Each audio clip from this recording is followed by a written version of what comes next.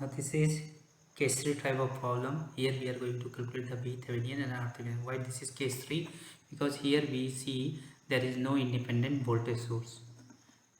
Here only dependent voltage source is there. So dependent voltage source is there. So this is your dead circuit. Now how we calculate the RThevenin? We need to calculate the RThevenin across this circuit.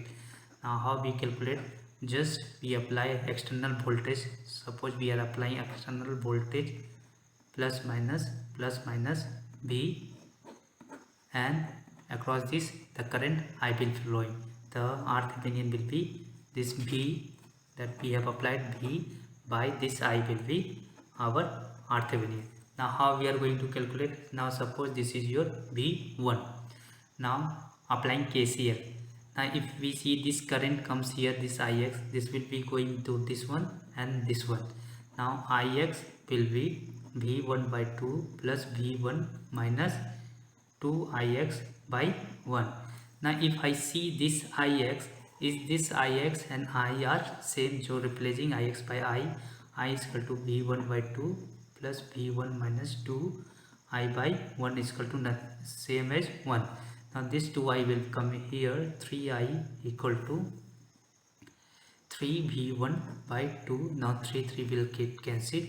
Now we are left with I equal to V1 by 2. Now this is the equation that we got. Now we need to find the I over here. Now in term of, or we need to find the V1 in term of V and I. Now what will be I? I is nothing but V minus V1 by resistance. What is this resistance? 1. So I is nothing but V minus V1. So V1 will be V minus I.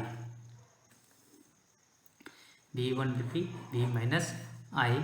Now substituting this here, now I equal to V minus I by 2.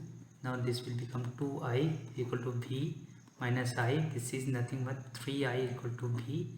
So V by I will give me 3. So RThevenin across this circuit is nothing but your 3. So this whole circuit have the RThevenin equal to 3 ohm. So this is all about this problem, case 3. Now we are going to have a look on another type of problem having case 3 case only. Again this is another type of problem. Here also this is a case 3 problem. How it is case 3 problem? There is no independent source, only dependent source. That is why it is case 3 problem. Now how we are going to, we need to apply V across this one and R. Now let me restructure this circuit. Now this and these two are in series, so this will be 10 kilo ohm and having in 100 kilo ohm parallel, and here the current IB is flowing, this IB, and here 99. Now here 99 IB is coming, and this is your terminal 1 and 2. Now suppose I am applying V and here current I is coming. Now this V by I ratio will be giving RThevenin. Now if I take V over here and apply KCL at this point, now this is your IB. If I apply KCL at this point, the current coming from here, this loop, and current coming from here, this 99 IB plus I is nothing but current of this one and this one.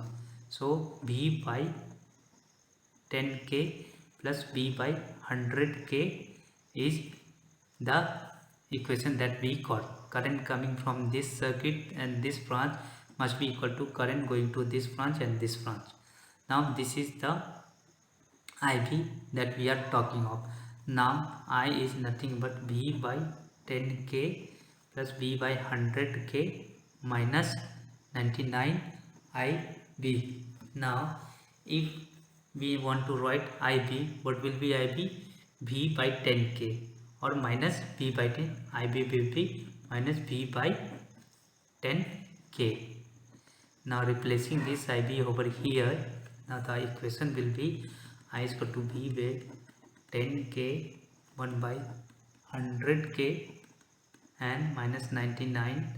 This will become plus, B will come out by 10K. Now this V by I will be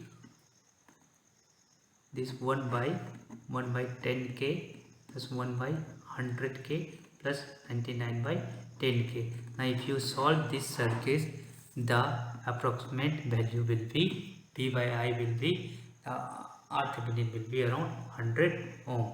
So this is the circuit that we were talking of, case 3.